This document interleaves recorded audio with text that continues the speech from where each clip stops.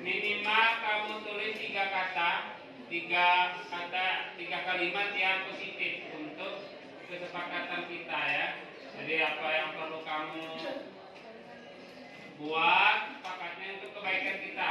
Nanti supaya saya buat ini bukan kemauan saya sendiri, tapi kemauan kita bersama. Ya. Nanti setelah kamu tulis 3 kalimat yang kamu tulis di sini, kita tempel di situ dan kita simpulkan apa keyakinan kelas kita pada pelajaran agama ini selama hari ini ya, atau sampai semester berikutnya.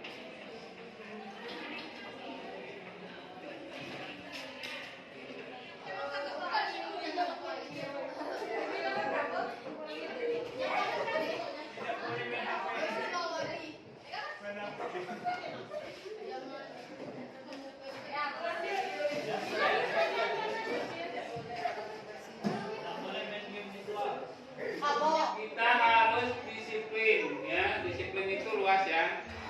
Yang kedua, sebelum memulai pelajaran kita harus membersihkan kelas terlebih dahulu. Sebelum belajar baca doa dan membaca Al-Quran, tidak boleh membuang sampah sembarangan, tidak boleh membawa HP, sama ini ya. Kemudian hampir sama semua ya dari 3 kata ini. Berarti kita simpulkan untuk keyakinan kelas kita yang pertama, mungkin bisa dicatat, dicantumkan nanti ya. Siapa yang tulisannya cantik? Ini tulisan siapa ya? Kita. Ya. Ya. Nah, disimpulkan pertama, keyakinan kelas kita berarti 1 ya,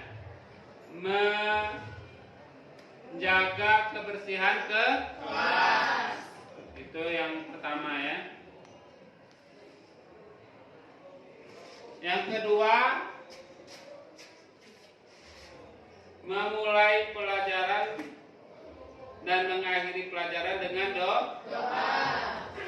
Ini mau sebelum belajar dan mau pulang maksudnya ya.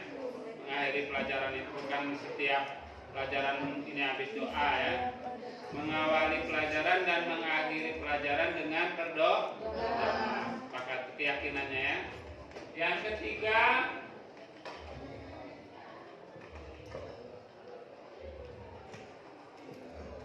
menghormati guru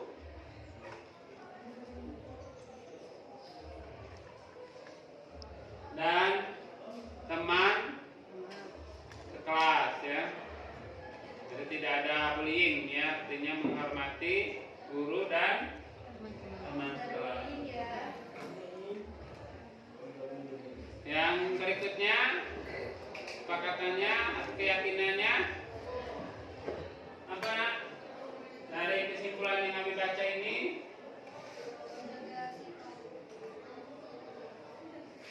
mengerjakan tugas tepat waktu.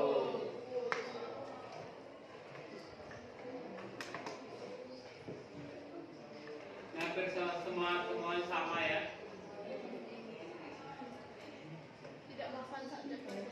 Yang terakhirnya yaitu menerapkan 3S atau ada mungkin yang namanya 5S ya, atau 4S.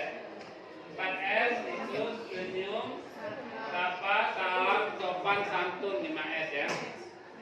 5S-nya senyum, sapa, salam, sopan, santun.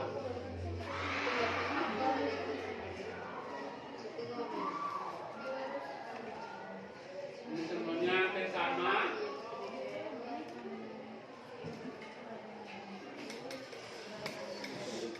Yang terakhir berarti ini kesimpulannya yang lebih baca, datang tepat waktu. Nah itu mungkin untuk keyakinan kelas kita. Ada yang perlu ditambah di usulannya dari mungkin belum terbaca dari kesimpulan Nabi yang buat sini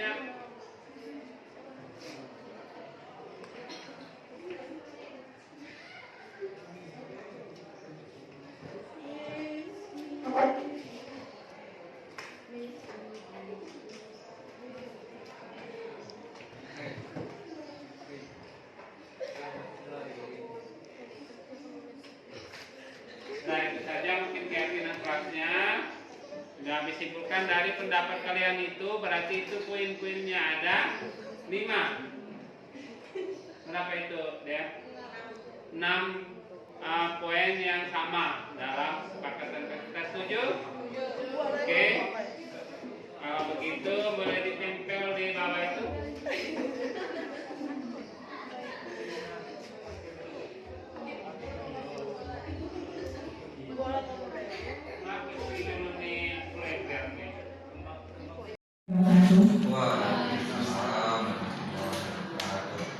Alhamdulillah atas nikmat Allah Subhanahu wa taala, pada pagi hari ini kita dapat berkumpul di ruangan Farmakopmasi SMK Muhammadiyah Kota Padang.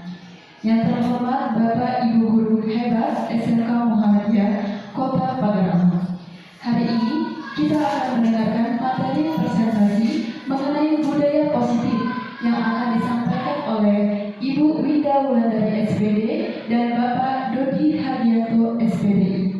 Untuk penyampaian materi pertama akan disampaikan oleh Ibu Winda Wulandari SPD. Kepada Ibu Winda, disilakan. Warahmatullahi wabarakatuh. Waalaikumsalam. Apa kabar Bapak Ibu? Baik.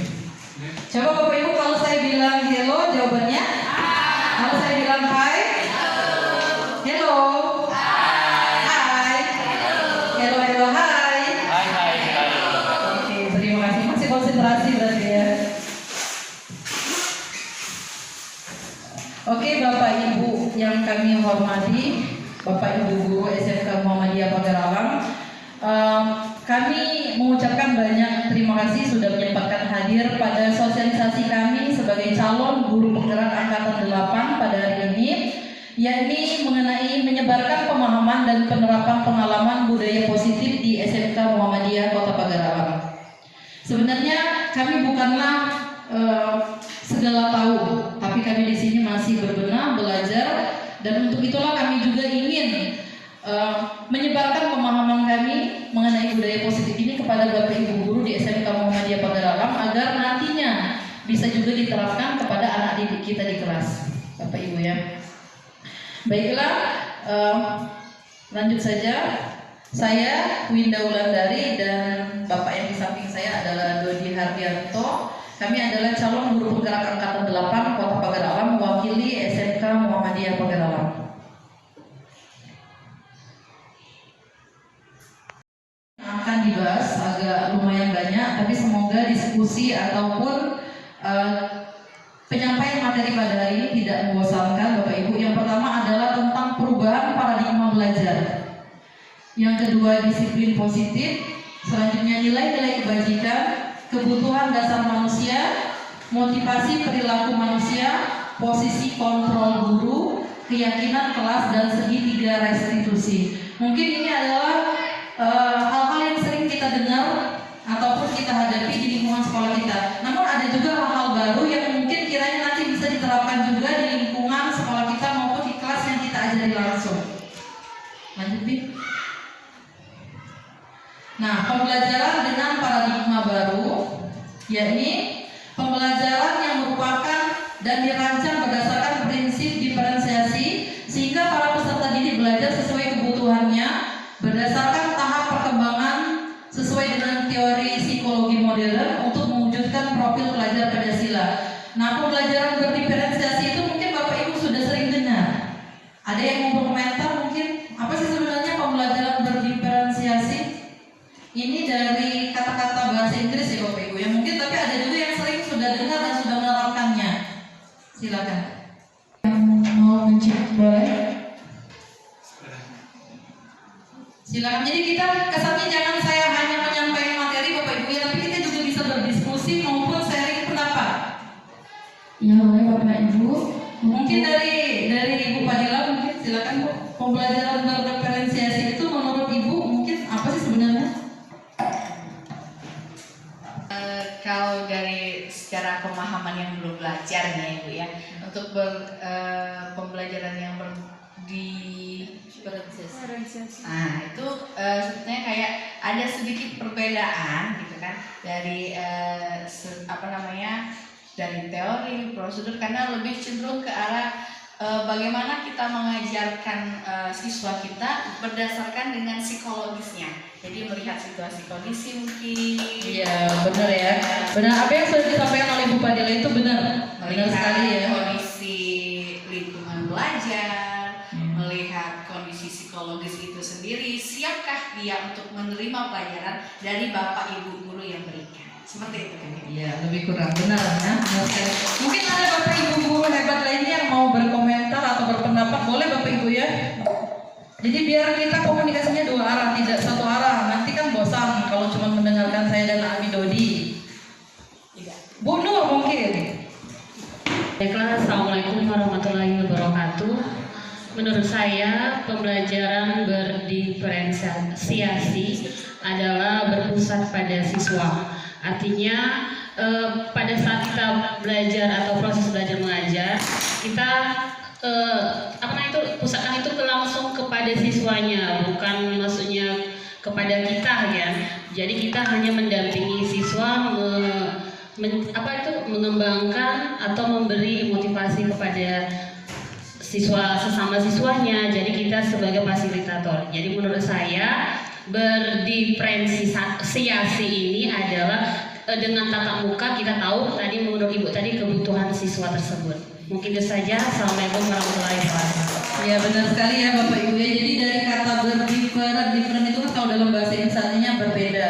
Jadi kita itu harus memposisikan pembelajaran itu sesuai dengan perbedaan-perbedaan yang ada di kelas. Mungkin anak A sampai E misalnya mungkin mereka hebat dalam akademik, tapi belum tentu anak yang C dan D mungkin dia hobinya di kinestetik atau di bidang gerak atau suka olahraga. Ada yang suka di bidang seni. Jadi kita sebagai guru itu harus bisa mendesain pembelajaran itu satu materi, tapi dengan cara yang berbeda-beda. Itu sebenarnya. Dan itu pun sebenarnya tidak langsung bisa kita langsung terapkan di dalam kelas. Kita butuh proses untuk mengembangkan agar satu RPP itu bisa cocok untuk gaya belajar anak yang berbeda-beda. Ya Bapak Ibu, kami juga masih belajar. Nah di situ ada profil pelajar Pancasila. Nah ini profil pelajar Pancasila. Bapak Ibu mungkin sering sehari-hari bertemu dengan yang namanya beriman, bertakwa, terus berkebinekaan global, bergotong royong, mandiri, bernalar kritis dan kreatif. Jadi fokus pengajaran kita atau proses pembelajaran yang berlangsung di kelas itu dititik fokuskan ke sini Bapak Ibu. Jadi kita jangan semata-mata memberikan akademik atau kita hanya mengacu kepada nilai. Kita juga harus melihat sikap anak, yaitu harus beriman dan bertakwa. Dan juga mereka juga harus bisa memaklumi perbedaan antar suku. Mungkin ada yang dari Lintang, ada yang dari Pagaralang. Nah itu tidak boleh dibeda-bedakan. Mungkin ada yang dari Jawa. Jadi kita sama, tidak ada perbedaan suku ataupun bahasa. Ada juga bergotong royong dan mandiri. Artinya anak diminta untuk berkelompok bisa, ataupun seperti kalau jurusan desain komunikasi visual itu ada yang keliling buat video ya Ibu Rintia. Nah itu termasuk yang mandiri dan gotong royong anak tadi. Tapi kita sebagai guru harus tetap memantau atau memposisikan sebagai pemantau. Jangan sampai anak tadi keluyuran dengan hal-hal yang tidak jelas. Artinya mereka dikasih tanggung jawab. Selanjutnya ada bernalar kritis. Artinya mereka bisa memperoleh dan memproses informasi, menganalisa apa yang sudah mereka lakukan itu benar atau tidak. Selanjutnya kreatif, artinya menghasilkan gagasan bisa, karya bisa, atau kelulusan berpikir dalam memecahkan masalah yang mereka hadapi. Jadi kreatif itu bukan hanya keluar karya, oh lah kreatif anak kita, bukan. Tapi ketika mereka mampu mengekspresikan pendapat, oh itu sudah kreatif anak kita. Harus kita ini ya, apresiasi. Ya. Seperti itu. Lanjut Abi. Nah, selama ini kita itu sebagai guru dan saya dan Abi juga sama ya sebenarnya di posisi yang masih miskonsepsi tentang teori kontrol. Kita kan kalau berpikir itu kan, oh guru nih segalinya, guru nih raja di dalam kelas. Jadi siswa itu harus nurut dengan kita.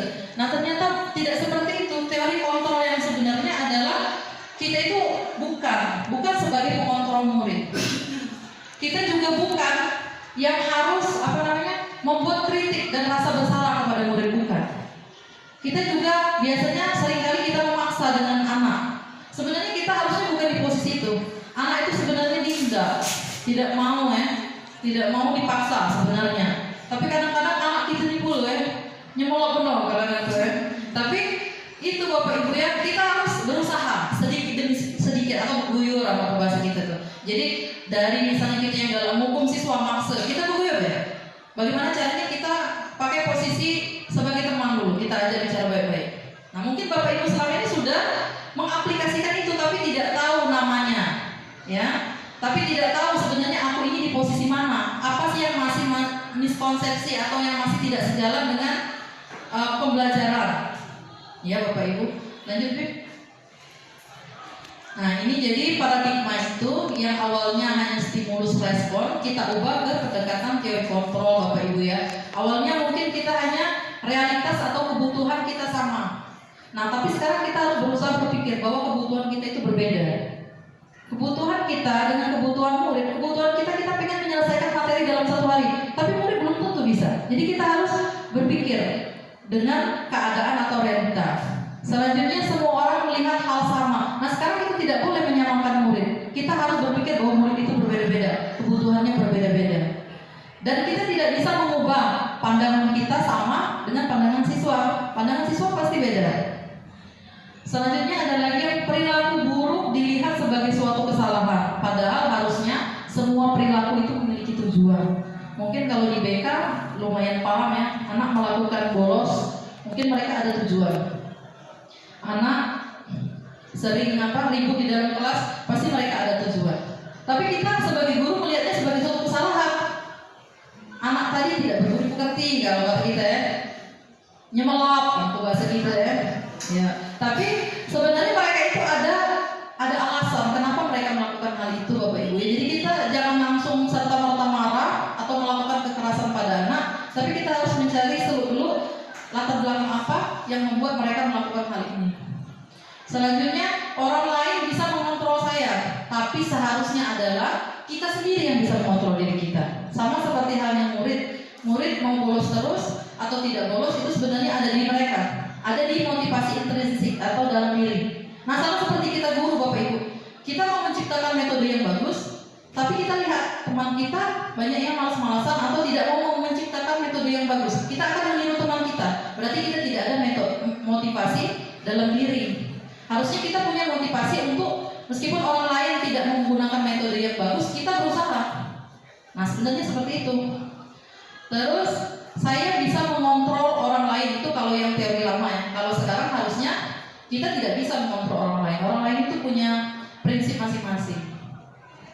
Pemaksaan ada pada saat bujukan gagal. Jadi kalau kita tidak tahu bujuk budak dipaksa, itu dulu ya. Kalau sekarang ayo kita ubah menjadi kolaborasi dan menciptakan pilihan-pilihan baru. Asal pilihan-pilihannya tadi masih dalam batas benar, bukan menyimpang. Selanjutnya ini ada yang terakhir model berpikir menang atau kalah. Siswa nurut berarti aku menang, siswa kalah. Nah kalau sekarang jangan, siswa berpikir dengan cara siswa, kita berpikir dengan cara siswa, tapi tujuan kita masih sama. Itu artinya kita berada di model berpikir menang-menang. Itu ya, itu yang sudah kami pelajari. Tinggal kita prakteknya, itu Bapak Ibu ya. Yang aman kalau teori ini sebenarnya pacak cuma tinggal praktek itu tinggal kita dewe yang menjalankannya. Disiplin ya, ini kan cuma sekadar teori ya, cuma sekadar penjabaran saja tentang disiplin positif. Bapak Ibu pasti lebih tahu. Disiplin positif itu tadi sudah saya contohkan ya, misalnya datang tepat waktu. Bapak Ibu mungkin ada lagi yang mau berkomentar? Silakan. Ibu Rinti mungkin contoh disiplin positif lainnya Bu. Terima kasih untuk siswanya. Terima kasih kepada Ibu Winda. Contoh disiplin untuk siswa, kalau menurut saya selain mereka datang lebih awal, kepakaian mungkin lebih bisa ya, rapi-rapi, lebih kalau rambut panjang itu bisa dipendekin. Terus untuk apa ya? Ya sudah benar. Apa yang sudah Ibu Rinti katakan tadi benar, dari panggungan pakaian rapi, rambut rapi itu salah satu disiplin positif. Oke, mungkin mikrofonnya bisa digeser ke Pak Adrian. Nah, Pak. Baik, terima kasih. Sebenarnya tadi sudah diteruskan dengan Ibu Rintik ya, tapi Tambahan. untuk disiplin positif lainnya yaitu menaati tata tertib yang ada di sekolah mungkin bisa jadi salah satu contoh apa yang dimaksud dengan disiplin. Mungkin itu dulu Bu dari saya. Terima kasih Bu. Lanjut ke Ibu Deni, silakan Bu Deni. Assalamualaikum warahmatullahi wabarakatuh. Ya, di sini saya menambahkan sedikit tentang disiplin positif, yaitu salah satunya mengerjakan tugas tepat waktu, terus mengikuti apa yang memang ada aturan di sekolah dan pulangnya tepat waktu seperti itu. Jangan diambil Bu Deni.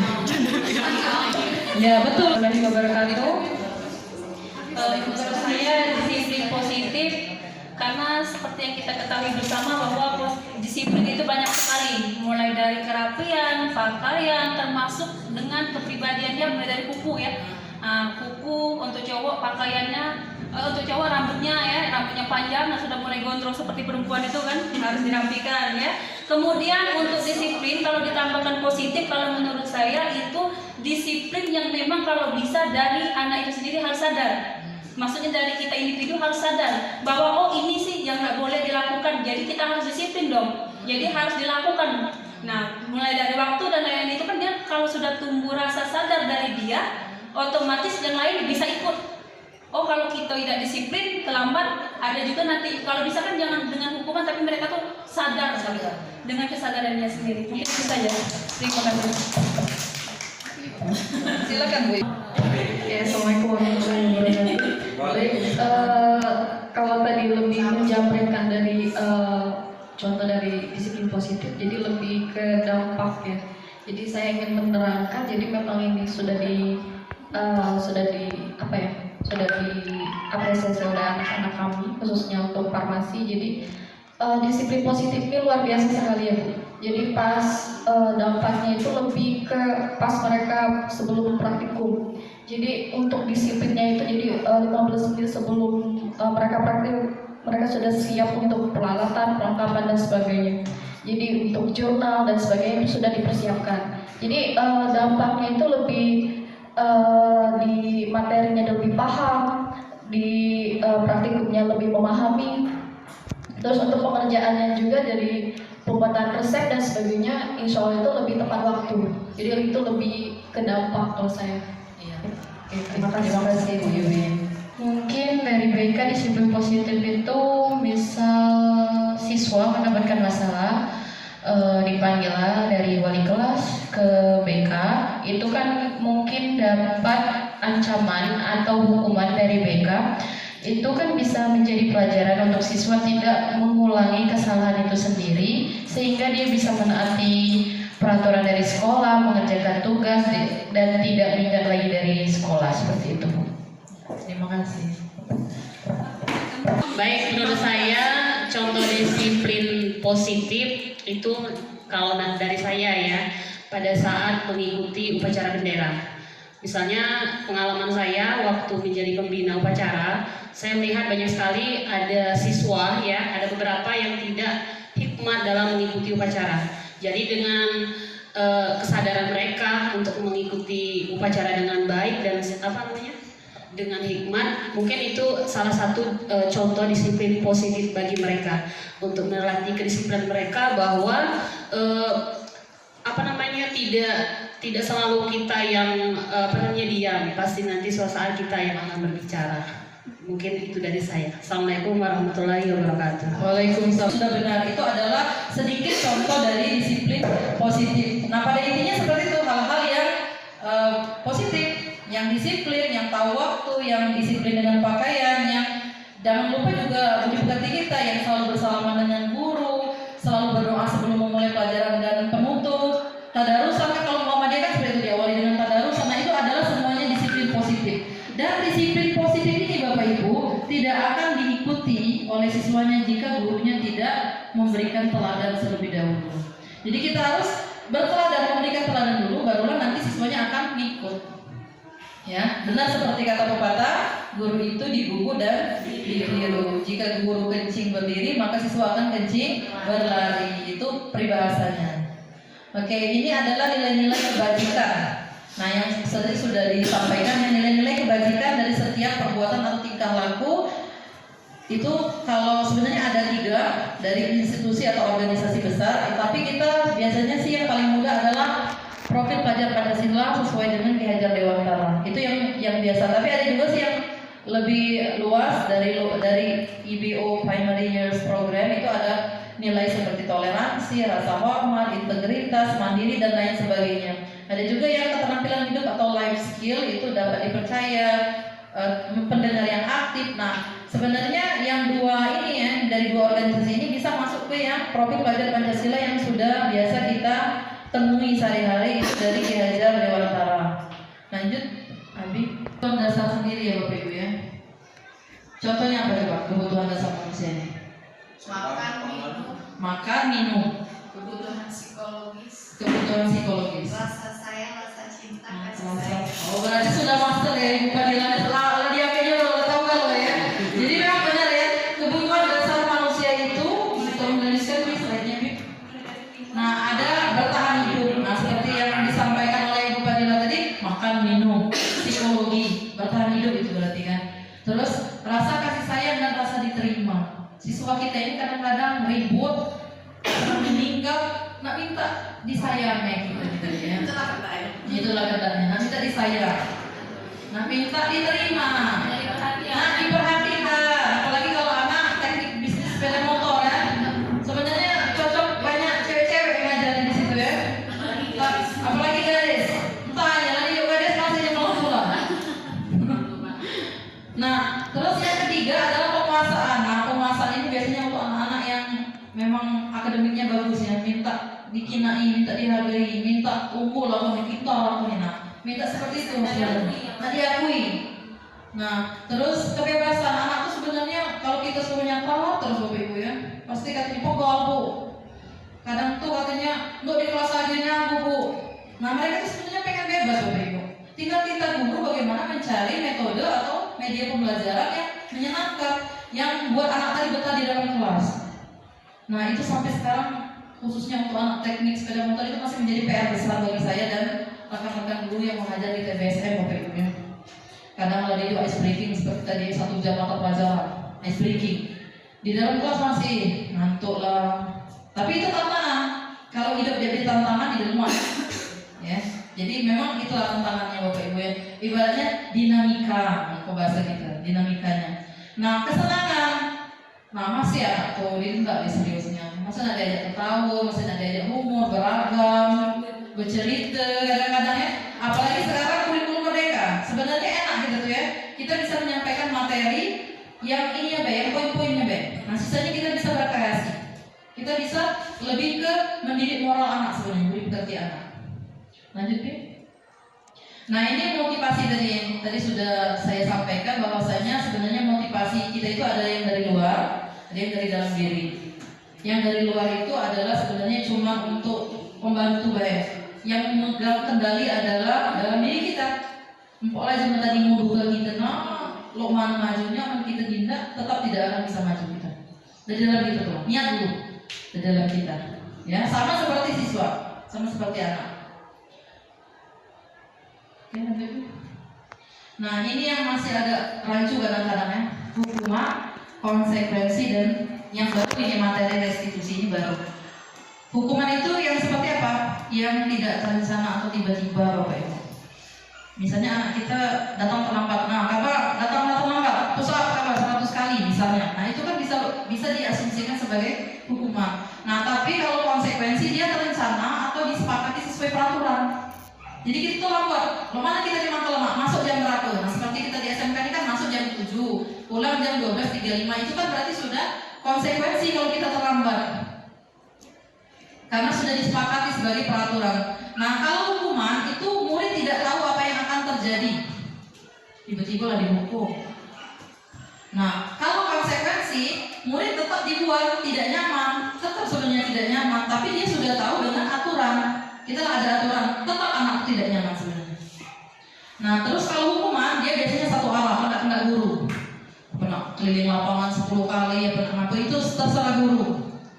Biasanya bisa juga berupa hukuman fisik atau psikis? Sebenarnya hukuman fisik sama psikis menurut Bapak Ibu mana yang lebih parah? Fisik atau psikis? Apa Bu Dinda? Kalau dari saya Psikis. Kalau dari Bu Deni? Psikis. Kalau dari Bu Rinti? Dari TBSM Pak Rian? Fisik.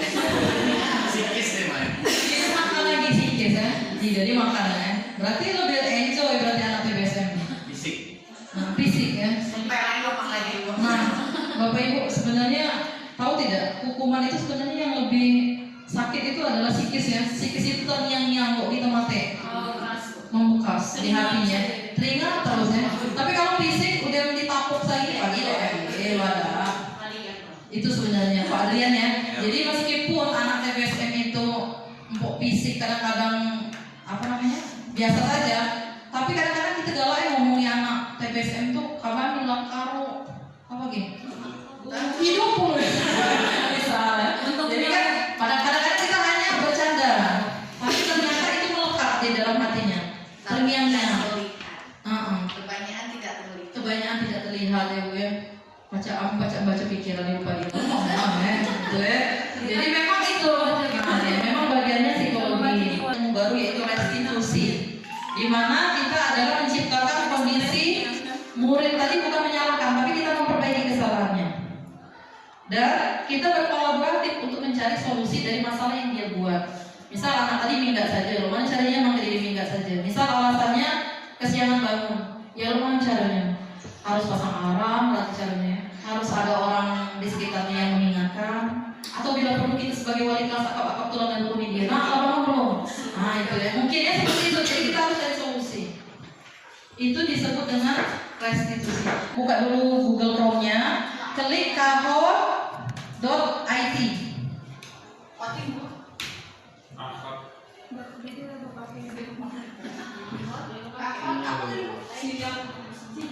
Sinyal. Yang bisa masuk saja Bapak Ibu, minta tolong. Kalau tidak yang bisa masuk, kahot KAHOOT.IT. Silakan masuk dulu ke sana. Nanti ada pinnya. Kahot. bukan karo Bapak ya. Bukan karot, kahot. Takut. Gempin Bu. Gempin sebentar ya, masih loading. Bentar Bapak Ibu ya. Ini masih meloading untuk mendapatkan pin. Ini saya baru belajar Bapak Ibu ya. Baru belajar dari pendidikan guru penggerak ini lah. Ternyata games ini sama seperti games quizzes. Ada yang pernah mungkin menerapkan quizzes. Nah tapi enaknya kalau Kahoot ini dia lebih fleksibel, bisa jadi quiz, bisa jadi puzzle, bisa yang lain-lain. Nah ini silakan Bapak Ibu masuk ke game pinnya. Nanti terlihat ya siapa yang akan jadi playersnya.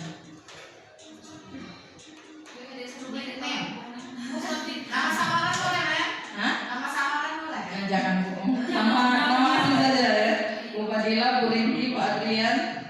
Oke, sudah masuk ada Ibu Dila, Ibu Iwin, Pak Adrian Wijaya, yang lain minta tolong. Masih Ibu.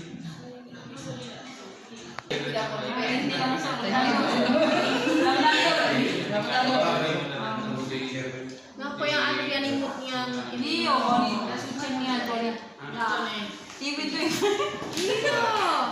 Rian, ngapa kau imutnya tuh? Bisa Bi. Buat dulu nama Bi. Nanti warna ini ada warna. Kau pecah itu Rian. Sisa. Nah, tidak lah Bi. Oke Bi. Gimana? Itu sudah masuk Abi itu Nabi. Aduh, Ibu Nur, gimana Bu Nur? Masukkan dulu nama Bu Nur, baru makin. Ya, enter. Gamepin itu 654 Bi, berarti Bi, ayo gila betul. Aku lama-lama. Ya, enter Bu. Siapa lagi yang masih baru salah masuk? Ibu Deni sudah masuk Bu? Masih loading. Ya, Bu. Ini memang belum mulai Bapak Ibu ya, karena belum saya mulai gamenya. Oke? Ya sudah, kalau sudah, Bapak Ibu yang Bu Deni ya, tinggal Bu Deni nya, kita mulai ya Bapak Ibu. Jangan nyantel.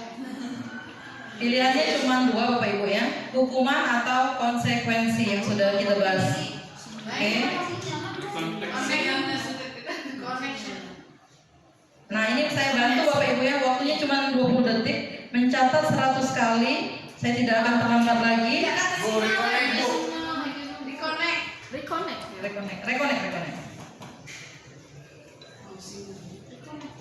Reconnect terus. Sama ya. Lalu reconnect juga kan. Iya sama.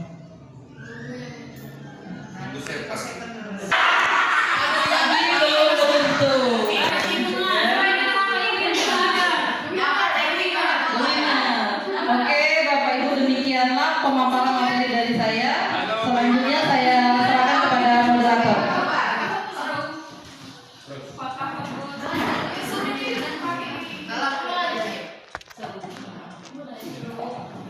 Ucapkan terima kasih kepada Ibu Linda Wulandari atas materinya. Selanjutnya materi budaya positif akan disampaikan oleh Bapak Dodi Hardianto SPDI. Kepada Bapak Dodi disilakan.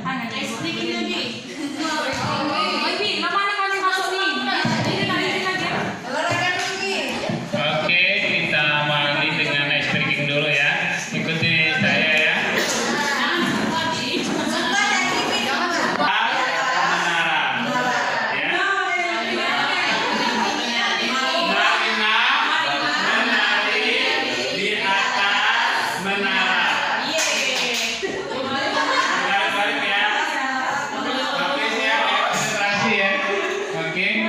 Diawali dengan Marina menari di atas menara. Menara menari di atas Marina. Marina menari merana-rana.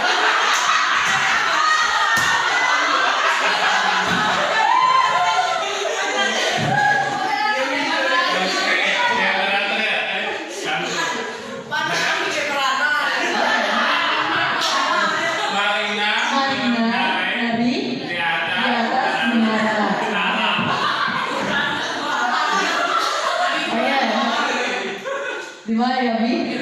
Marina, menara. Oke, di atas Marina, menari di atas Marina.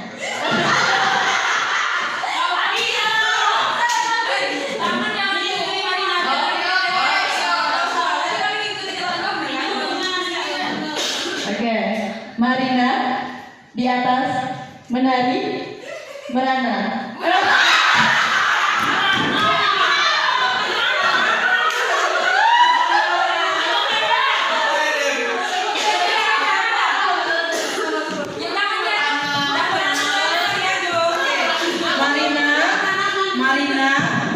Di atas menara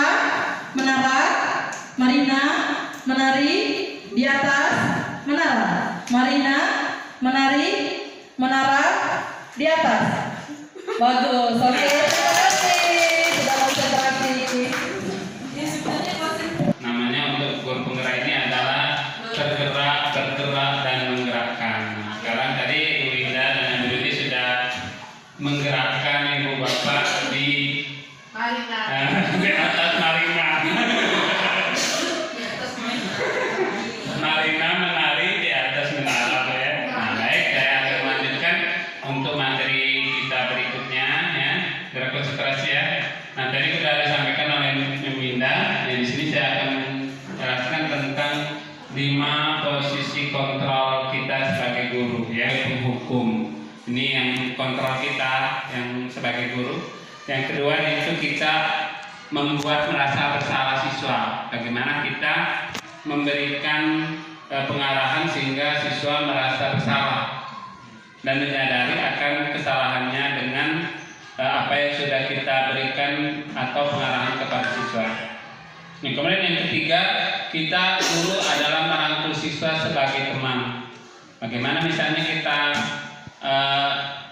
merangkul siswa sebagai teman, kita berkata, saya anak-anak perhatikan di depan tidak terlalu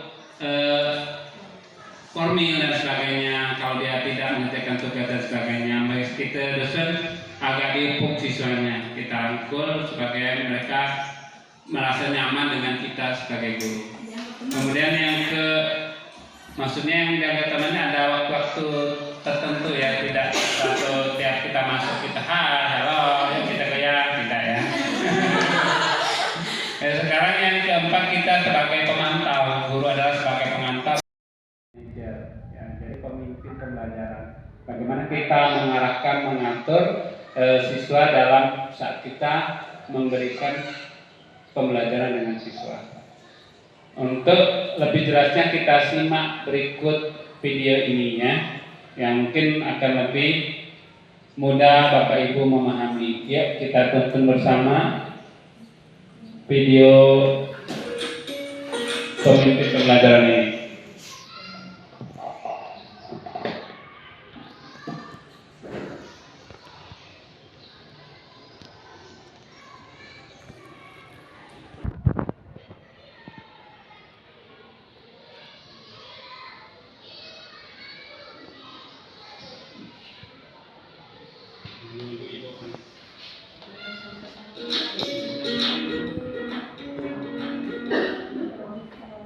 Salam bahagia Ibu dan Bapak Guru hebat. Dalam penerapan disiplin positif restitusi, salah satu program yang dikembangkan adalah 5 posisi kontrol. 5 posisi kontrol dalam restitusi adalah proses perjalanan seorang pendidik agar dapat mengenali dirinya. Pada video kali ini, kita akan membahas tentang 5 posisi kontrol yang dikembangkan oleh Dayang dosen dan contoh penerapannya.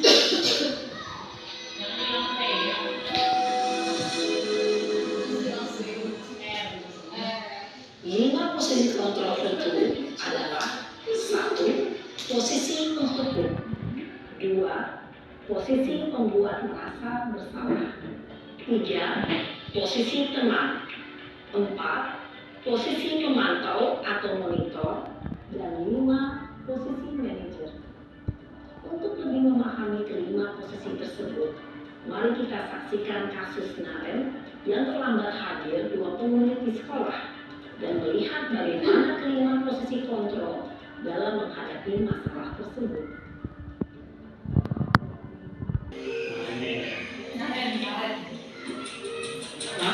Ayo mimpi gurunya.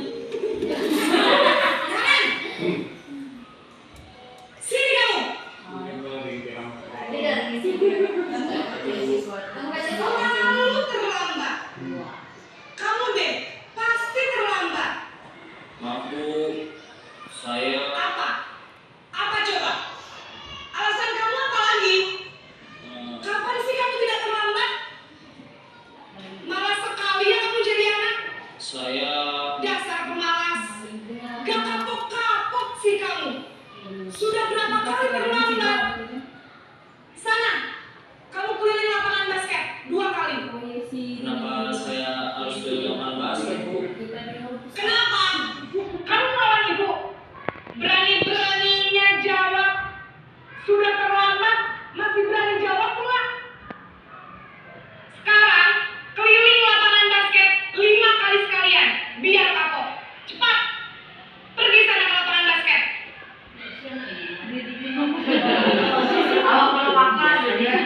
Dengan nada tinggi, menghardik, menunjuk-nunjuk, menyakiti, dan menyindir. Hukuman bisa berupa fisik maupun psikis. Ibu dan Bapak Guru hebat, dampak yang terjadi pada murid ketika guru berada pada posisi penghukum adalah murid cenderung akan memberontak, bahkan menyimpan dendam.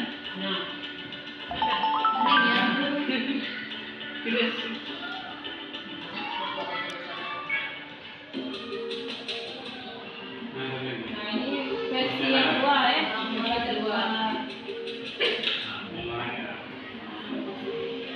Naren. Ulangan ini tadi. Selamat pagi Bu. Naren. Kamu kenapa terlambat lagi, Nak? Ya Tuhan, Naren. Kamu senang ya bikin ibu susah ya? Kalau kamu terlambat lagi, nanti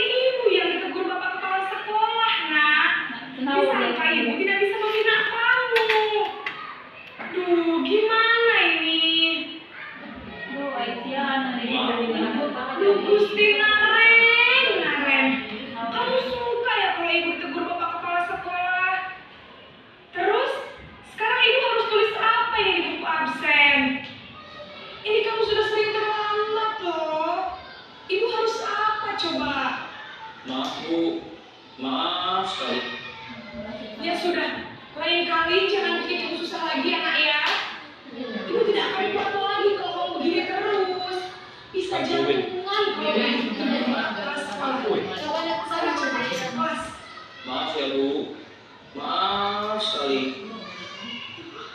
Ini. Berbicara dengan nada tenang, cenderung lembut. Namun kata-kata yang diutarakan membuat murid merasa menjadi orang yang gagal, memandang buruk dirinya sendiri, merasa tidak berharga, dan tidak sanggup membahagiakan orang lain.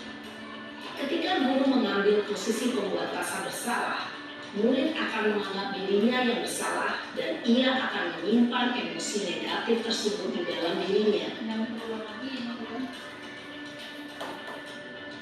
Kemana Dodi? Jemput.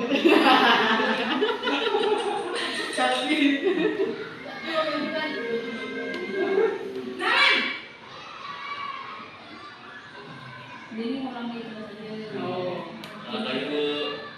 Wah, sudah jam berapa ini, Nak? Habis, ibu saya lupa bangunkan saya, Bu. Kamu malah menyalahkan ibu kamu. Kamu bukannya anak yang larinya paling kencang. Kok terlambat sih? Iya, Bu. Saya memang terlambat bangun tadi.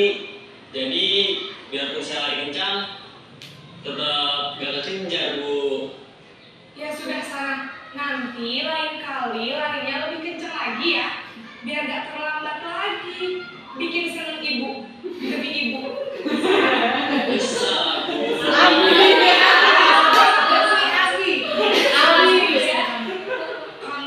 ada-ada saja. Masih teman, guru berbicara dengan nada suara ramah, maka cenderung bersenda gurau untuk menjaga suasana tetap santai. Murid akan merasa senang, dan akan membangun. Identitas yang tercipta adalah identitas sukses atau berhasil. Namun, perlu diingat, karena ini masih dorongan eksternal, maka ada faktor ketergantungan dari murid kepada orang tertentu. Di sini, guru aksennya, sehingga di lain waktu, murid bisa berperilaku baik, namun hanya kepada orang-orang tertentu saja.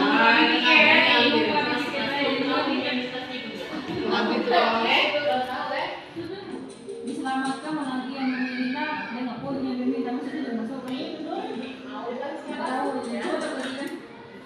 Naren! Naren!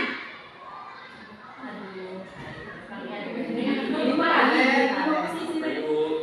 Naren, apa peraturan sekolah kita tentang jam berapa kita harus masuk sekolah, Nak? Kita harus di sekolah jam 7, Bu. Iya betul, sekarang sudah jam 7.20. Naren sudah tahu konsekuensinya jika terlambat hadir. Paham, Bu. Saya harus tinggal kelas pas jam istirahat selama 20 menit. Iya benar, konsekuensinya demikian. Jadi nanti jam 9.30 pas istirahat, kamu harus tinggal di kelas, kerjakan tugas tambahan untuk ketertinggalan kamu, ya? Baik, Bu. Proses memantau mengandalkan penghitungan atau data untuk mengontrol murid.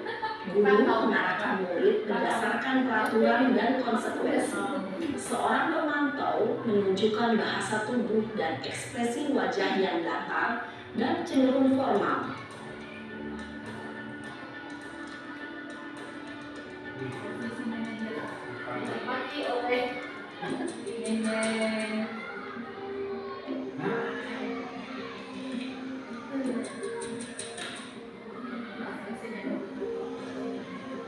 Naren!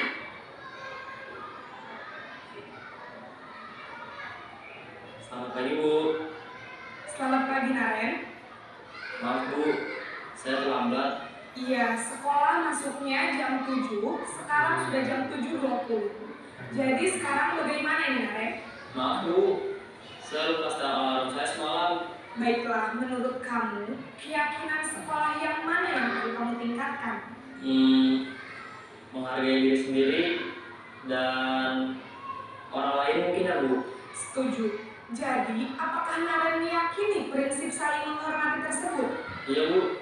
Saya meyakininya. apakah kalian bersedia memperbaiki masalah keterlambatan ini? Bersedia, Bu. Bagaimana kamu akan memperbaiki masalah keterlambatan ini?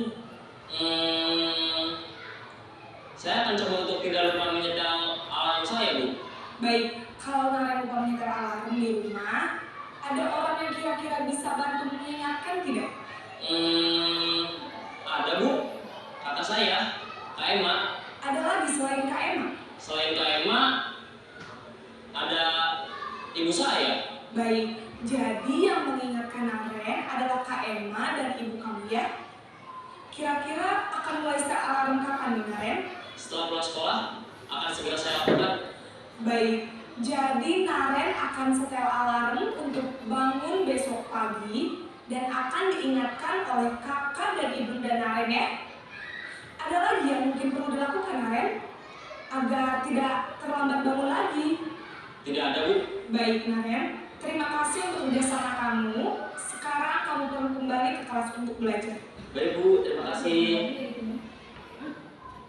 Posisi manajer adalah posisi kontrol yang disarankan untuk membimbing murid memiliki sikap disiplin yang positif, yaitu murid yang mandiri, bertanggung jawab, dan dapat memecahkan masalah. Tujuan dari posisi ini adalah agar murid dapat memverifikasi atas tindakannya.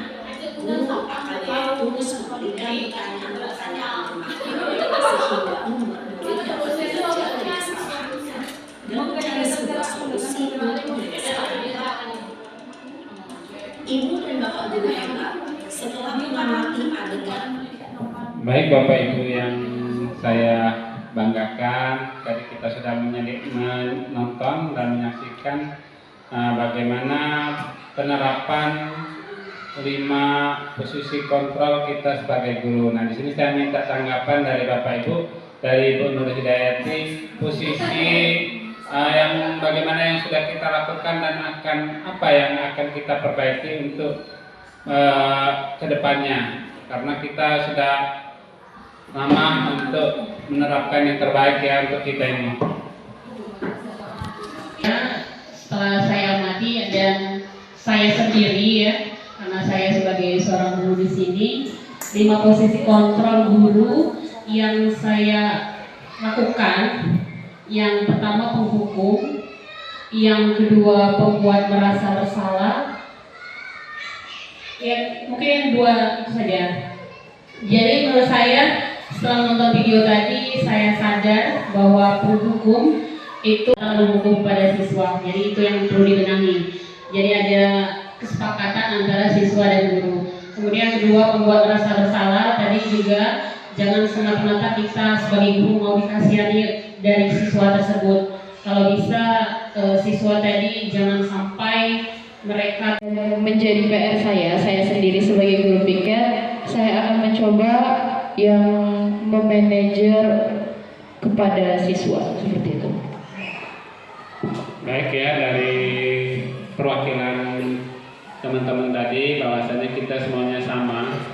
Yang awalnya kita lebih cenderung ke menjadi penghukum, apabila siswa telat masuk kita sudah ada usah lagi keluarlah kabar atau dia makan segala macamnya. Yang kedua, kita masih merasa juga sebagai teman, kita percaya terutama ya yang masih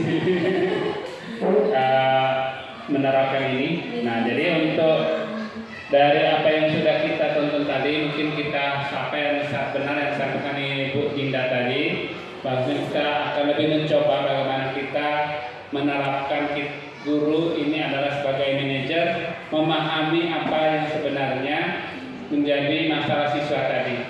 Ini kan hubungannya dengan permasalahan siswa yang ingin kita pecahkan. Apa posisi kita yang tepat untuk kita lakukan. Nah, dari kurikulum Merdeka ini yang sudah kami pelajari, yaitu sebenarnya guru itu adalah sebagai manajer untuk siswanya dalam mengatasi masalah-masalah siswa, baik itu di kelas, di lapangan, maupun mereka saat berada di lingkungan sekolah. Nah, seperti itu mungkin Bu Linda untuk 5 posisi kontrolnya. Kita simak berikut lagi untuk berikutnya, yaitu keyakinan kelas. Nah, mengapa kita harus memberikan keyakinan kelas ini kepada siswa, yang mana keyakinan kelas ini adalah hal-hal yang perlu kita sepakati bersama dengan siswa dalam memulai suatu pembelajaran yang kita ajarkan. Yang menjadi pertanyaan di sini, mengapa keyakinan kelas bukan peraturan kelas? Pertama yaitu pembentukan keyakinan kelas, yaitu bersifat abstrak, ya. Yang kedua berupa pernyataan universal dari siswa. Yang ketiga dibuat dalam pernyataan positif. Kemudian yang keempat sedikit saja agar mudah diingat. Yang kelima sesuai dengan kondisi kelas dan sekolah sehingga mudah diterapkan. Dan yang keenam semua warga sekolah, warga kelas dilibatkan sebagai pembuat keyakinan kelas. Nah, jadi saat kita mengajar bukan hanya wali kelas saja yang membuat keyakinan kelas ini kepada siswa. Contohnya misalnya kalimat positifnya, saya harus bisa datang pagi ke sekolah, itu merupakan keyakinan kelas. Berarti kita menyuruh siswa disiplin.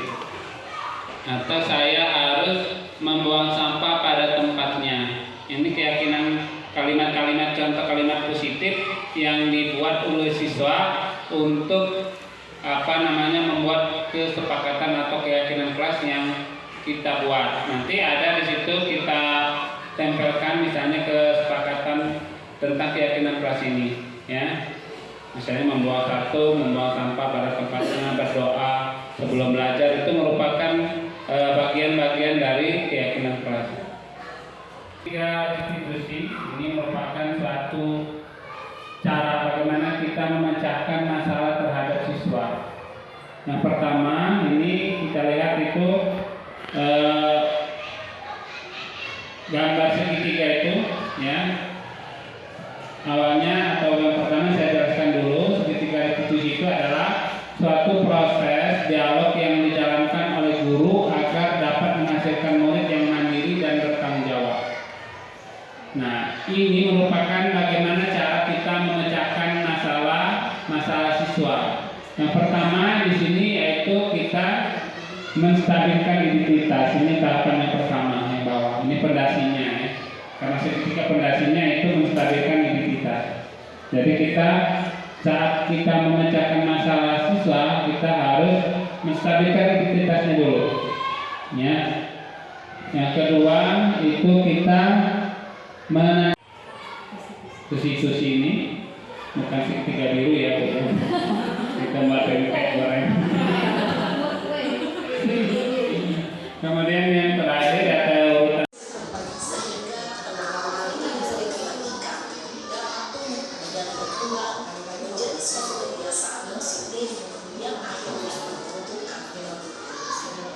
proses dialog ini terdiri dari tiga langkah yang ditambahkan pada ketiga sisi pada segitiga restitusi. Sisi pertama adalah menstabilkan identitas. Sisi yang kedua adalah validasi tindakan yang salah. Dan sisi yang ketiga adalah menanyakan keyakinan. Ibu dan Bapak Ibu, berikut ini akan menunjukkan bagaimana seorang guru berada dalam posisi manajer menggunakan penerapan segitiga restitusi.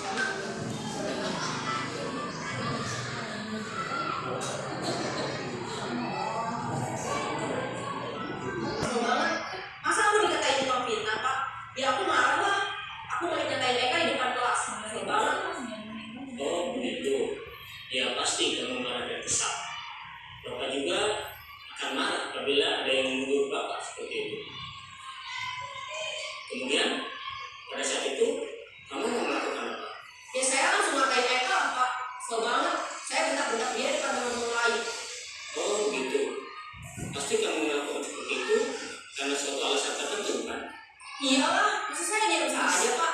Ya saya bela diri lah. Masa saya dituduh tukang fitnah? Ya wajar lah. Bukan itu sesuatu yang penting buat kamu. Untuk tidak lebih gegabah lagi, hanya membentak-bentak.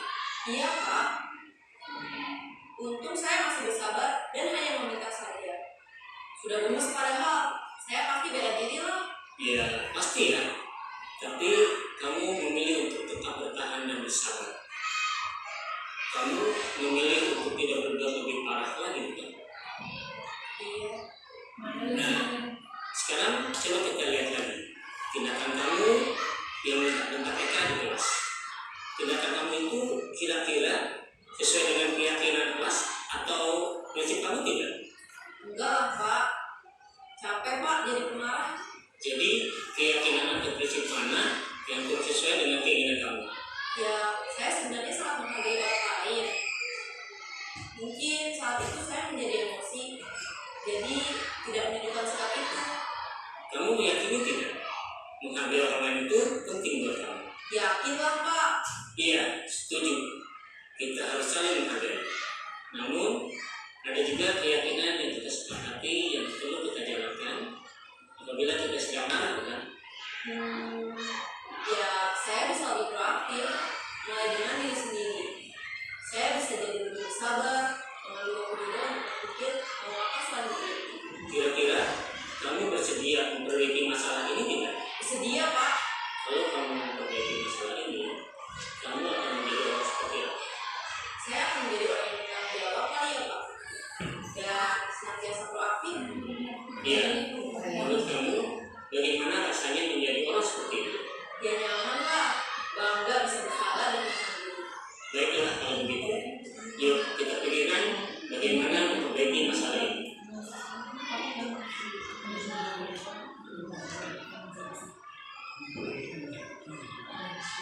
Ibu dan Bapak guru hebat. Dari contoh percakapan ya, apabila kita memanggil atau memecahkan atau ada siswa yang mengadu kepada kita, jadi kita langsung tidak menyalahkan orang yang diadukan, tidak menyalahkan siswa, dan langsung ada kalimat-kalimat untuk mereka menyadari akan pentingnya kalimat-kalimat yang kita sampaikan tersebut. Nah, itu contoh dialog ya. Untuk kesimpulannya, silakan Bapak Ibu guru tuliskan apa yang telah didapatkan pada pemahaman budaya positif ini. Nanti kami akan bagikan ini. Nah, nanti Bapak Ibu kami minta menempelkan hasil yang didapatkan di sini ya. Nah, kesimpulan pemahaman budaya positif yang Ibu Winda jelaskan dan Adi jelaskan. Yang pertama sampai yang terakhir kita. Ya semampu Bapak Ibu yang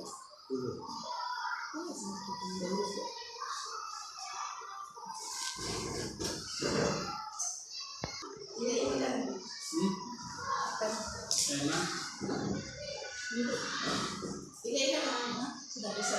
Ada Bapak untuk mempercepat. kesimpulan hal ini boleh refleksi dari Bapak Ibu. Apa yang dirasakan? Bagaimana perasaannya atau kedepannya harus seperti apa boleh? Apa namanya? Kedepannya mau diapakan dari refleksi pemahaman. Apa yang kamu dapat? Yang pertama, apa yang kamu dapat? Yang kedua, apa yang kamu rasakan? Yang ketiga, tidak lanjut dari apa yang sudah kamu dapat ini mau diapakan. Tiga sangat mengikuti kegiatan ini. Yang ketiga, tindak lanjut apa yang akan kamu lakukan setelah memahami budaya positif ini. Jangan di belakang itu, minta lagi stiker karena itu tadi tempel masih. Nah, memang manusia tidak apa tidak. Nah, kayak bisa ini. Dapatkan.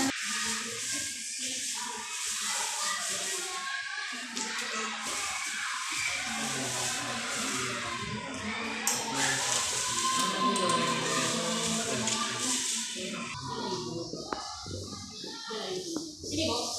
Nah, di samping bukan tulisan. Oh, sini.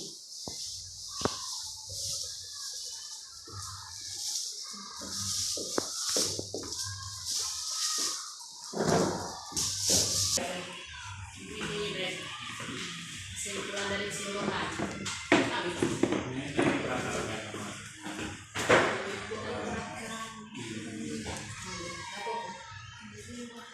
Dia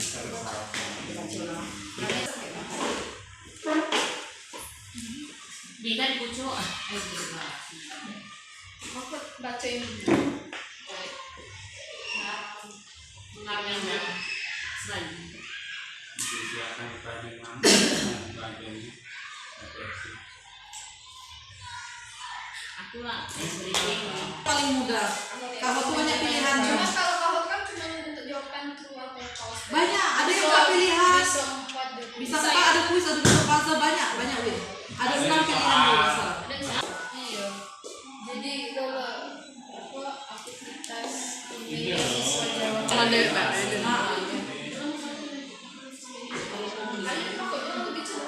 Aku komplit laju materi Mewinda.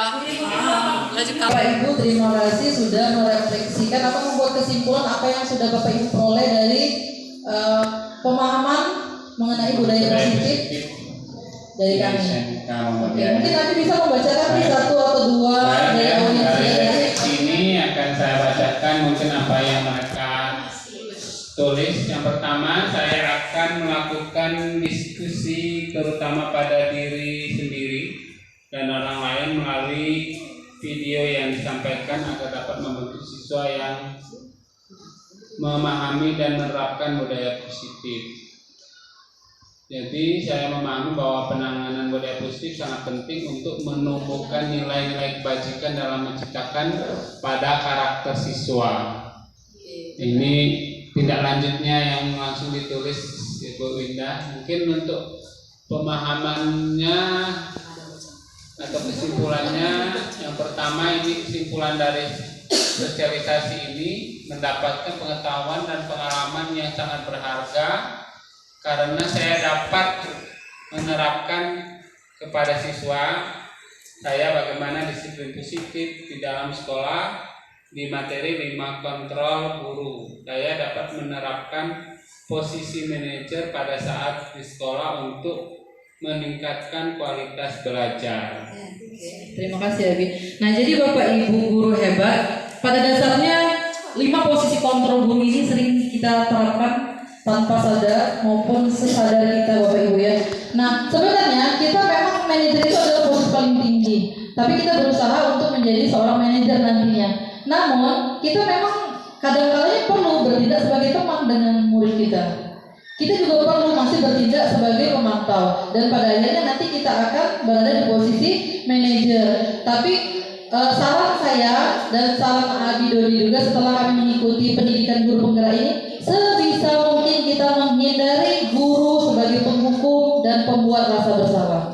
Ya, sedikit demi sedikit, karena apalagi dengan lingkungan dan kondisi sekolah kita, tidak mungkin kita langsung tidak ada hukuman sama sekali, karena masih banyak siswa-siswa kita yang ngomong budi pekertinya masih jauh sekali, yang perlu binaan Bapak Ibu ya. Jadi beguyur ya, kami pun masih beguyur. Jadi kita sama-sama beguyur, insya Allah nanti baik kondisi lingkungan kita, sekolah maupun murid akan sedikit demi sedikit menjadi lebih baik. Silakan ditutup nih. Baik Bapak Ibu, terima kasih banyak atas dukungan partisipasi Bapak Ibu. Tanpa dukungan dan partisipasi Bapak Ibu, kami dengan Mewinda tidak bisa apa-apa.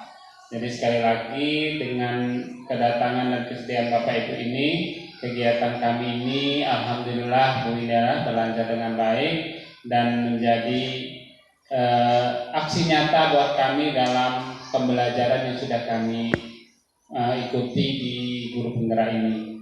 Harapan kami Bapak Ibu juga tidak keberatan nanti untuk mengikuti guru penggerak ini di angkatan 10.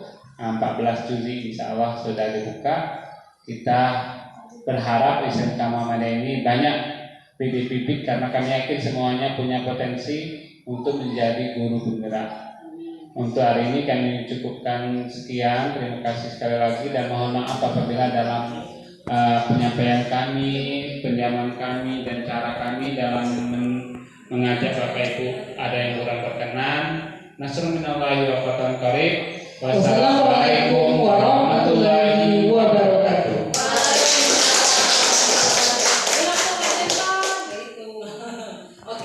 SMK Muhammadiyah, SMK bisa, SMK hebat, SMK Muhammadiyah Pagaralam